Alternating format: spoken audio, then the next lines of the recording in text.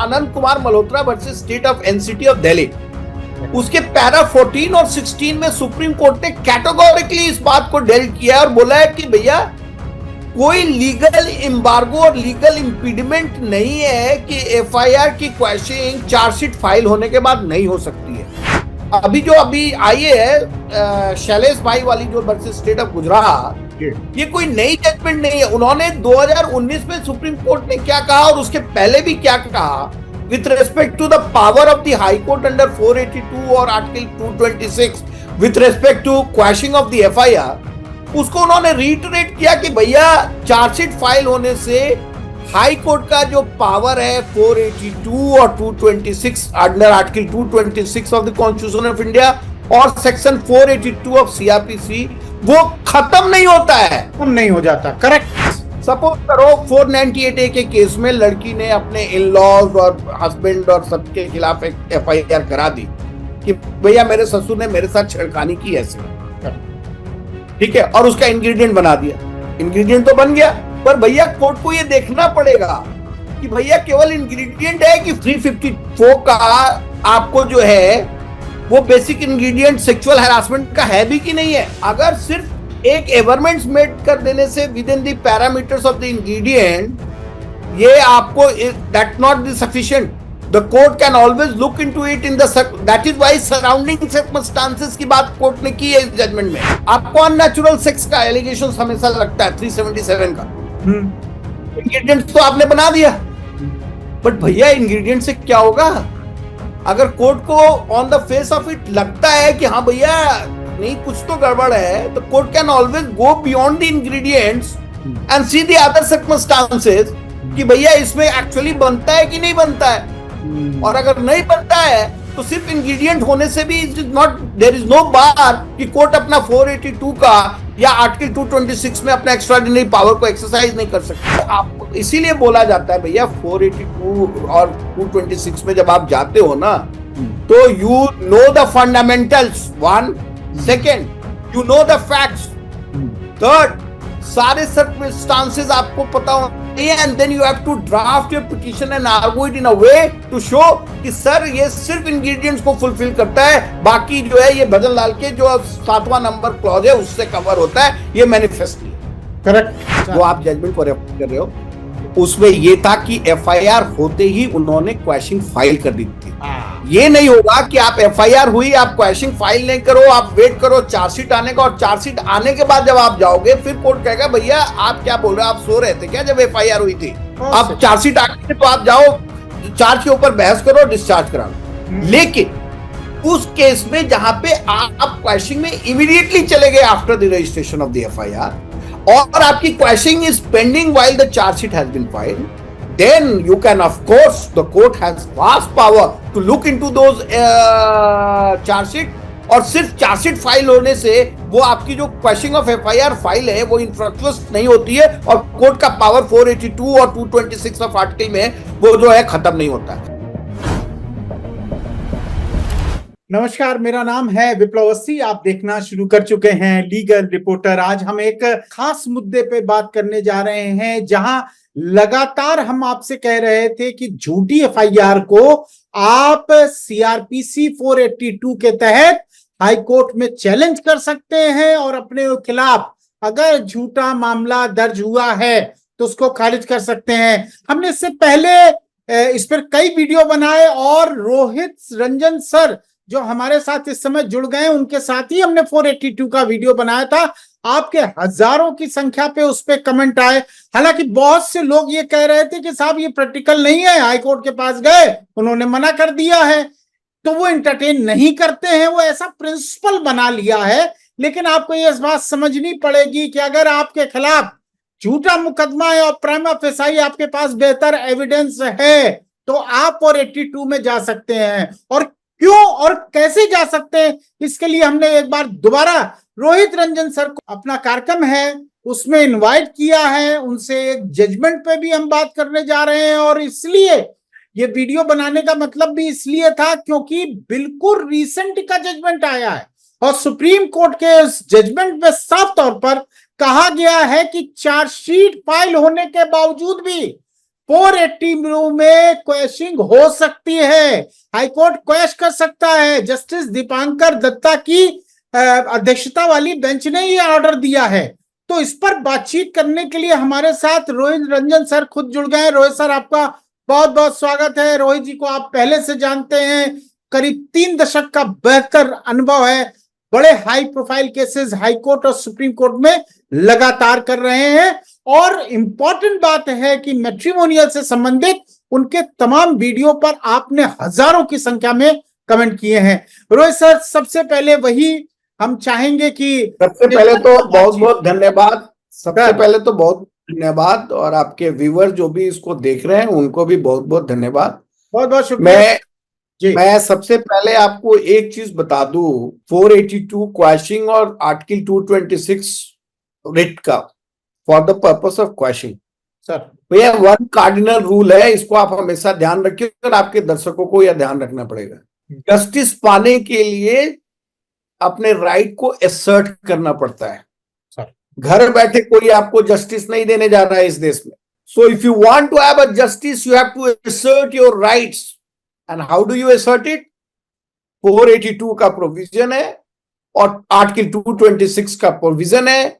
अगर आपके खिलाफ कोई भी ऐसा मुकदमा, झूठा मुकदमा किया गया है या एक ऐसा एफआईआर किया गया जो मैलिशियस है, for the purpose of any extortion or for arm twisting or giving a civil dispute को criminal dispute का कलर बना के, जो 420 के केसेस में अक्सर हम लोग देखते हैं कि कॉन्ट्रैक्चुअल ऑब्लिगेशंस में हुआ, वो एक ने पूरा नहीं किया, आपने उठा के उसको आर्म ट्विस्ट करके रिकवरी के केस को एफआईआर बना दिया।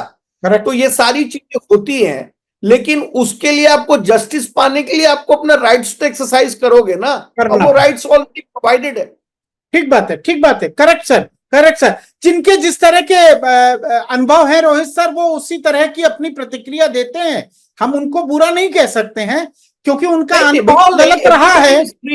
Everybody is free to have their own views and opinions and interpretation, but मैं तो अपना इंटरप्रिटेशन अपने हिसाब से भी छोड़ो, जो कोर्ट कहती है जजमेंट को, उसको तो हम सबको मानना है ना।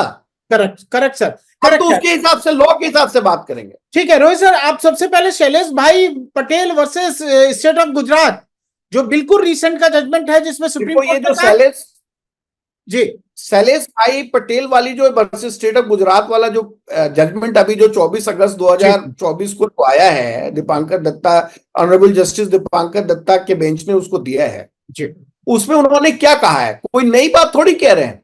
उसमें ये कह रहे हैं कि भैया एफआईआर हो की quashing even after filing of the chargesheet भी हो सकती है। तो ये कोई नया लॉ नहीं है। ये लॉ अगर आपको याद हो तो मैंने पता नहीं आपको पहले बताया ही है कि नहीं, पर जहां तक मेरी मेमोरी है, if my memory are correct, there was a judgment of the supreme court in way back in 2019 11 SCC page 706 if I rightly recollect, and the name of that judgment was Anand Kumar Malhotra versus State of NCT of Delhi. उसके para 14 और 16 में supreme court ने categorically इस बात को del किया और बोला है कि भैया कोई लीगल एम्बार्गो और लीगल इंपीडिमेंट नहीं है कि एफआईआर की क्वैशिंग चार्जशीट फाइल होने के बाद नहीं हो सकती है। करना क्या होता है कि आपको अगर एफआईआर की क्वैशिंग आपने फाइल की और उस दौरान अगर चार्जशीट आ गई, तो you have to also appendix the chargesheet before the court. तो ये कह के कि सर अब चार्जशीट भी आ गई, अगर हम चार्जशीट को भी देख ले तो भी कोई केस नहीं बनता है, and the court can always exercise their power. So this judgment जो अभी आई है शैलेश भाई वाली जो वर्सेस स्टेट ऑफ गुजरात, ये कोई नई जजमेंट नहीं है। उन्होंने 2019 में सुप्रीम कोर्ट ने क्या कहा और उसके पहले भी क्या कहा with respect to the power of the high court under 482 और article 226 with respect to quashing of the FIR, उसको उन्होंने रीइटरेट किया कि भैया चार्जशीट फाइल होने से हाई कोर्ट का जो पावर है 482 और 226 under article 226 of the constitution of India और सेक्शन 482 ऑफ सीआरपीसी, वो खत्म नहीं होता है, खत्म नहीं हो जाता। करेक्ट। आपको अपना उसके अंदर आपको अपने राइट को एक्सरसाइज करना है। ठीक है, ठीक है, ठीक है रोहित सर, मैंने शुरुआत में इसीलिए कहा कि बहुत से लोगों के जो वीडियो पे कमेंट आ रहे थे, आप अगर वो सुन रहे हैं और बाय द वे आपके साथ आपको ये अनुभव था कि साहब 482 में हमने तो सुना है, किसी वकील साहब ने बताया है, किसी वो कानून के जानकार ने बता दिया कि साहब 482 में हाईकोर्ट तो इंटरटेन करता नहीं है, उनके लिए ये बात इंपॉर्टेंट है जो सर कह रहे हैं। और जो जजमेंट आया है वर्तमान में 28 अगस्त का जजमेंट है, ये बहुत पुराना जजमेंट नहीं है, जहां सुप्रीम कोर्ट ने कहा है कि आफ्टर चार्जशीट भी आप 482 में जाके क्वेश्चन करा सकते हैं। लेकिन यहां लेकिन बड़ा इंपॉर्टेंट है कि किन आधारों पे। अब आते हैं हम रोहित सर के पास दोबारा से। रोहित सर, 482 का आधार, कोई भी एफआईआर को चैलेंज करने से पहले क्या क्या तैयारी कर लें, ये हमारे दर्शकों को। देखो विप्लव, आपके दर्शकों को मैं बताऊं कि 482 का जो पावर है क्वैशिंग का अंडर सीआरपीसी, मतलब अर्स्टवाइल सीआरपीसी, अब it is no more CrPC now, और जो article 226 of the constitution of India का जो रिट का पावर है for the purpose of quashing, इसमें लॉ जो है ना 1960, I am talking about 1960, please mind my words. 1960 में एक सुप्रीम कोर्ट की जजमेंट थी RP Kapoor versus state of Punjab. उसमें सुप्रीम कोर्ट ने लॉ लेट डाउन किया था कि भैया किन सर्कमस्टांसेस में एफआईआर या कंप्लेंट अंडर 200 जो फाइल हुई है उसकी क्वैशिंग हो सकती है। ठीक है। और उसमें बेसिकली उसमें उन्होंने जो है basically there were 3 parameters in that. एक कि अगर कोई लीगल बार है, अगर लॉ में ही प्रोहिबिटेड है और तब भी एफआईआर हो गई या कंप्लेंट फाइल हो गई, भैया तो वो नहीं चलेगा, वो क्रैश हो। ठीक है। दूसरा कि जो सारी बातें एफआईआर में कही जा रही हैं या कंप्लेंट में कही जा रही हैं उसको हम फेस वैल्यू पे ले लेते हैं विदाउट एनी डिफेंस, तो भी मेरे खिलाफ कोई केस नहीं बनता है, तो आप उसकी क्वैशिंग हो सकती है। और तीसरा जो है, एलिगेशंस तो कॉन्स्टिट्यूट कर रहा है कि ऑफेंस है, ये बहुत इंपॉर्टेंट है इस बात को समझने के लिए। करेक्ट। एलिगेशन जो एफआईआर में लगी या जो कंप्लेंट में लिखी गई वो कॉन्स्टिट्यूट तो कर रहा है कि हां भैया ऑफेंस बना, पर उसका कोई कॉर्पोरेटिव मटेरियल नहीं है, हवा में है, बस सिर्फ एलिगेशंस लगा दिया only to meet the ingredients. तो सिर्फ इंग्रेडिएंट्स होने से और उस इंग्रेडिएंट को प्रूव करने का कोई मटेरियल नहीं है, तो कोर्ट जो है अपना पावर एक्सरसाइज कर सकती है। रोहित सर, क्या संभव है कि आप एग्जाम्पल से कम पॉइंट नंबर 3 आपका बड़ा इंपॉर्टेंट है, एग्जाम्पल से हमारे दर्शकों को बता दें। मैं उसको एग्जाम्पल भी दूंगा, बट उससे पहले मैं आपको एक चीज और बताना चाहता हूं। इसके बाद सुप्रीम कोर्ट का लॉज आते रहे। आपको याद होगा एक मैग्ना कार्टा जजमेंट आई सुप्रीम कोर्ट की, state of Haryana versus Bhajanlal 1992, 1 supplement SCC, page जो उसका था वो 335 था। करेक्ट। और उसके पैरा 102 और 103 में अगर आप कोई भी पढ़ेगा तो देखिएगा, सुप्रीम कोर्ट ने 3 क्राइटेरिया जो आरपी कपूर में थे उसको इलैबोरेट करके 7 क्राइटेरिया बना दिए, 7। करेक्ट। और वो 7 क्राइटेरिया क्या है वो जानना जरूरी है। पहला, भैया फेस वैल्यू पे ले लो तो भी कोई केस नहीं बनता, जो आरपी कपूर में भी था। दूसरा, allegation does not constitute any cognizable offence. Correct. तो आप वो कर सकते हो, क्योंकि फिर वो पुलिस के इन्वेस्टिगेशन की कोई जरूरत ही नहीं है अगर कॉग्निजेबल ऑफेंस नहीं है तो जब पुलिस इन्वेस्टिगेशन की जरूरत ही नहीं है तो एफआईआर क्यों सर्वाइव करेगी। करेक्ट। तीसरा जो था, FIR do not make out any case, कोई उसके बेसिक इंग्रेडिएंट्स फुलफिल नहीं होते। चौथा, लीगल बार है जो आरपी कपूर में भी था। पांचवा, दैट द एलिगेशंस जो है वो इतने एब्सर्ड है और जो इनहेरेंटली इनप्रोबेबल है इस एक्सटेंट में कि कोई रीजनेबल आदमी कोई रीजनेबल कंक्लूजन पे पहुंच ही नहीं सकता। करेक्ट। उनकी जांच ही नहीं हो सकती, तो उसको कर सकते हैं। ठीक है। और सबसे इंपॉर्टेंट 7वां जो एस्पेक्ट था वो है कि manifestly attended as a malice to wreak vengeance. अगर बदले की भावना की कार्रवाई से कोई झूठा मुकदमा किया गया आपको, तो आप उसमें क्वेश्चन कर सकते हैं। बहुत अब बढ़िया, जो मुद्दा जो अब आप जो मेरे को पूछ रहे थे, उसको मैं आपको दर्शकों को इलेबोरेट करता हूं। जी। कोई बहुत इंटेलिजेंट कंप्लेनेंट होगा ना, और वो कोई बड़ा इंटेलिजेंट लॉयर्स के थ्रू अपनी ड्राफ्टिंग करा के ले जाएगा, तो वो क्या करते हैं भैया, हम लोग तो डेली करते हैं, हम लोग उसको ऐसे ड्राफ्ट करते हैं कि बेसिक इंग्रेडिएंट जो है जिसका हम एलिगेशंस लगा रहे हैं वो कॉन्स्टिट्यूट हो जाए, वो मेड आउट हो जाए।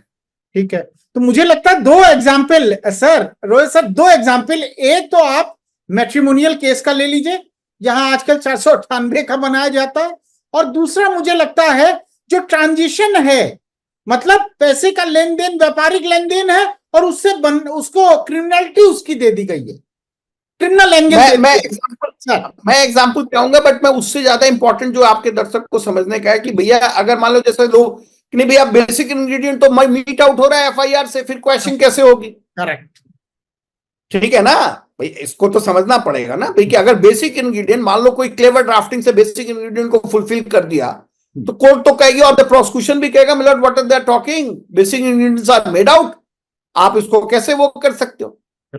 तो उस केस में सुप्रीम कोर्ट की एक बहुत इंपॉर्टेंट जजमेंट आई थी 2023 में, which was written by justice Gavai and justice Pardiwala. उस केस का नाम, हाँ, उस केस का नाम था Mohammad Ali and others versus state of UP. Correct.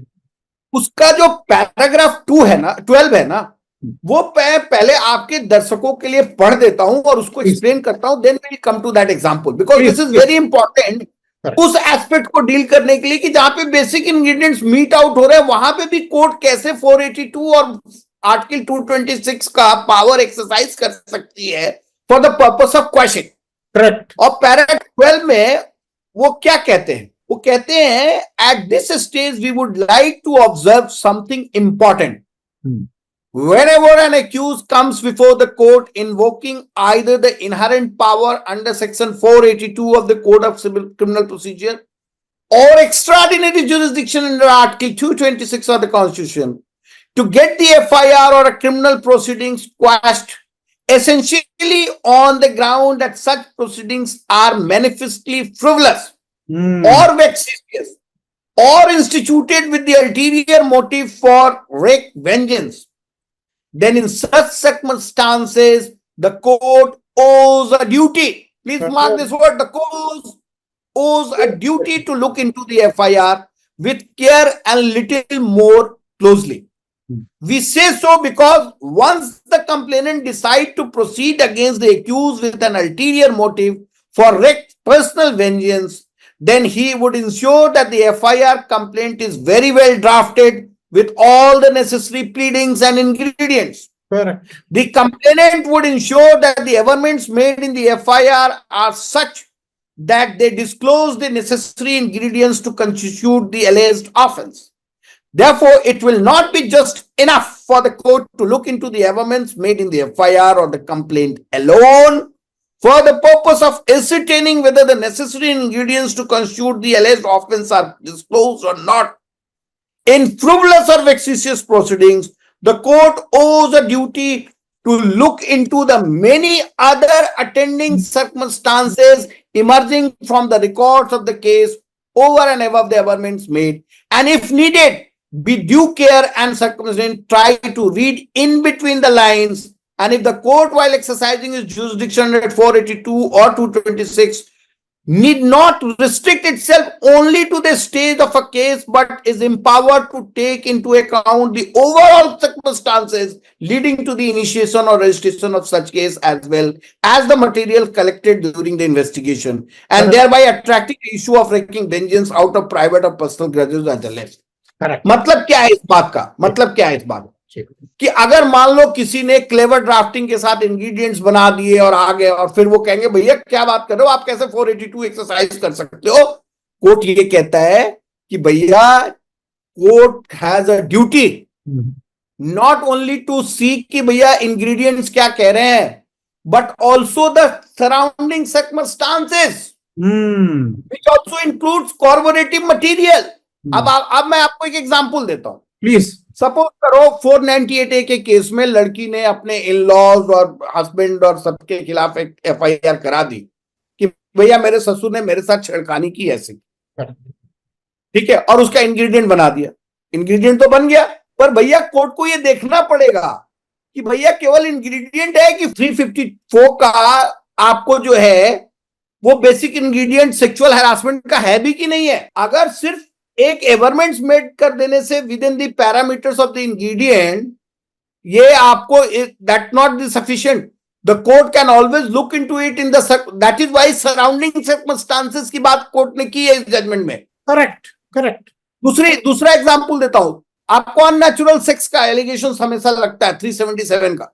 Ingredients तो आपने बना दिया, बट भैया इंग्रेडिएंट से क्या होगा? अगर कोर्ट को on the face of it लगता है कि हाँ भैया नहीं कुछ तो गड़बड़ है, तो court can always go beyond the ingredients and see the other circumstances कि भैया इसमें एक्चुअली बनता है कि नहीं बनता है। और अगर नहीं बनता है तो सिर्फ इंग्रेडिएंट होने से भी देयर इज नो बार कि कोर्ट अपना 482 का या आर्टिकल 226 में अपना एक्स्ट्राऑर्डिनरी पावर को एक्सरसाइज नहीं कर सकते। सिमिलर आप अदर 420 के केस में भाई दो पार्टियों में एग्रीमेंट हुआ किसी चीज को लेके, कुछ चीजें कंप्लाई हुई कुछ नहीं हुई, आपने उठा के 420 बना दिया भैया इसका इंटेंशन तो, और आपने लिख दिया that intention from inception was to cheat, क्योंकि 420 को बनाने के लिए आपको इंटेंशन इंसेप्शन से दिखाना पड़ेगा। बिल्कुल। पर कोर्ट को ये देखेगा कि भैया तुम कह रहे हो इंसेप्शन से, बट इंसेप्शन के बाद तो ये बाकी चीजें तो हुई है ना जी। तो अगर बाकी चीजें हुई हैं तो तुम कैसे कह रहे हो कि इंसेप्शन? इसका मतलब है तुमने सिर्फ इंग्रेडिएंट को मीट करने के लिए एक एवरमेंट्स डाल दिया that intention of cheating was right from the Inception और देयरफॉर 420। तो ये सारी चीजें हैं और इसके ऊपर आपको इसीलिए बोला जाता है भैया 482 और 226 में जब आप जाते हो ना तो you know the fundamentals, one, second you know the facts, third सारे सर्कमस्टांसेस आपको पता हो, and then you have to draft your petition and argue it in a way to show कि सर ये सिर्फ इंग्रेडिएंट्स को फुलफिल करता है, बाकी जो है ये भजन लाल के जो 7वां नंबर क्लॉज है उससे कवर होता है, ये मैनिफेस्टली है। Correct correct correct. बहुत बहुत शानदार। और रोहित सर ने जो बताया डेफिनेटली आपको समझ में भी आया होगा। एक तो उन्होंने आर.के. कपूर जजमेंट का हवाला दिया जिसमें 3 उन्होंने, और इसके बाद 3 को सुप्रीम कोर्ट ने भजन लाल में बढ़ाया, उसके 7 पॉइंट कर दिए। आप अगर 482 में जा रहे हैं तो ये दोनों जजमेंट उठाएं, उनके पॉइंट्स पढ़ें और देखें कि क्या आपके और महमूद अली का जिसका 2023 के जजमेंट की, जस्टिस गवाई के जजमेंट की बात कही, आप देखें कि वो फुलफिल कर रहा है। और कोर्ट पे बड़ा ओनस है, यानी कि कोर्ट को आपको बताना पड़ेगा, कहना पड़ेगा कि साहब ये देखिए, आपको कहना पड़ेगा my lord this is your duty, please look into it, I am not saying supreme court has said it that it is your duty to see it. Correct. अब ये कह के नहीं कि केवल FIR के साथ FIR हो गई, इंग्रेडिएंट है इसलिए हम इसको खत्म नहीं करेंगे। 28 अगस्त का जो जजमेंट है सुप्रीम कोर्ट ने यही किया, 142 की पावर यूज करा और खत्म किया FIR को और चार्जशीट को। Sir but with one caveat, वो आप जजमेंट को रेफर कर रहे हो, उसमें ये था कि FIR होते ही उन्होंने क्वेश्चन फाइल कर दी थी। ये नहीं होगा कि आप FIR हुई आप क्वेश्चन फाइल नहीं करो, आप वेट करो चार्जशीट आने का, और चार्जशीट आने के बाद जब आप जाओगे फिर कोर्ट कहेगा भैया आप क्या बोल रहे हो, आप सो रहे थे क्या जब FIR हुई थी? अब चार्जशीट आ गई तो आप जाओ चार्ज के ऊपर बहस करो, डिस्चार्ज करा लो। लेकिन उस केस में जहां पे आप क्वेश्चन में इमीडिएटली चले गए after the registration of the FIR और आपकी question is pending while the chargesheet has been filed, then you can, of course, the court has vast power to look into those charge sheet, और सिर्फ chargesheet file होने से वो आपकी जो question of FIR file है वो इनफ्रक्चुअस नहीं होती है और कोर्ट का पावर 482 और 226 ऑफ आर्टिकल में वो जो है खत्म नहीं होता है। सो आपके दर्शकों को ये मैं बताना चाहता हूं कि भैया आपको अपने राइट पे सोना नहीं है। The day you come to know कि आपके खिलाफ कोई FIR हुई है और जो गलत है झूठा है, आप इमीडिएटली वेट मत कीजिए कि ये इन्वेस्टिगेशन में क्या होगा, आप इमीडिएटली अपने राइट को असर्ट कीजिए, प्रॉपर पिटीशन बनाइए, प्रॉपरली आर्गू कीजिए, और अगर उस दौरान अगर चार्जशीट आ जाती है आप उसको भी अमेंड करके अपेंडिक्स को लगा के उसकी भी क्वेश्चनिंग आप कोर्ट को दिखा के कर सकते हैं by relying upon. Correct correct Rohit sir, आपने बिल्कुल सही कहा। और इसीलिए मैं बार बार अपने वो उन दर्शकों को जो आप लगातार हमको फोन भी करते हैं, आपके लगातार हमें मैसेज भी आते हैं, आप वीडियो का कमेंट्स भी अपने कर रहे हैं, मैं उनको बताना चाहता हूं कि ये सोने से काम नहीं चलेगा जो रोहित सर कह रहे हैं। आप इंतजार करते रहते हैं। जनरली क्या हो रहा है, एफआईआर हो गई, 7 ईयर से नीचे तक है, आपको कहीं कोई अरेस्ट का भय नहीं है। आपको वो वकील साहब जितनी उनको नॉलेज थी उन्होंने बताया, उन्होंने कहा एक काम करते हैं, आओ चलो बेल ले लेते हैं, बेल दिलवा देते हैं तुम्हें। बेल कुछ नहीं है साहब, बेल यही है कि आप एक हलफनामा कोर्ट के सामने देते हैं कि आप जब जब हमें बुलाएंगे हम आएंगे। लोग कहते हैं हमसे रोहित सर कि हमने तो बेल ले लिया है साहब, हमने कहा 7। अरे भैया बेल लेके जिस केस में आपके खिलाफ कोई केस नहीं बनता है उसमें बेल लेके आप मान रहे हो कि हाँ जी मेरे खिलाफ केस बनता है? क्या बातें कर रहे हो यार। और इसके साथ ही ये केवल आप कोर्ट को ये बता रहे हैं कि साहब जब जब आप बुलाओगे हम आ जाएंगे, हम कहीं भागे नहीं है, बस इससे ज्यादा कोई पर्पस नहीं हो रहा है। और भारत में एफआईआर अपने आप में एक चलना, ट्रायल चलना अपने आप में एक सजा है। तो आप सजा क्यों भुगतना चाहते हैं? एफआईआर हुई, आपको लगता है ऑन द फेस ऑफ ये रॉन्ग है, आप जाइए धड़ाक से कदम कराइए। एक लास्ट बिल्कुल आपसे रोहित सर, में बहुत आपका समय बेहतर ले लिया हमने, एक लास्ट आपका अनुभव 482 को लेके क्या है? किस तरह का रेस्पॉन्स कोर्टों से मिल रहा है? आपका भी लंबा अनुभव हो गया, अदालतों में आप लगातार जा रहे हैं सर। देखो मेरा तो अनुभव जो है ना वो बहुत ही अच्छा है। मैंने तो मोस्टली जिन जिन केसेस में बनता है हमने 482 और 226 को फाइल कराया है और कोर्ट को ये दिखाया है कि भैया ये सिविल डिस्प्यूट का नेचर का केस है या इसमें जो ये है वो सिर्फ इंग्रेडिएंट्स बनाने के लिए बनाए गए हैं, इसके पीछे ये कारण है, इसके पीछे ये इश्यूज है। अब कोर्ट ने उसको एक्सेप्ट किया, कोर्ट ने ऑर्डर्स किए। करेक्ट। तो ऐसा देखो, मैं इसीलिए बार बार बोल रहा हूं कि भैया आपको जस्टिस लेने के लिए आपको राइट को अपने एसर्ट करना पड़ेगा।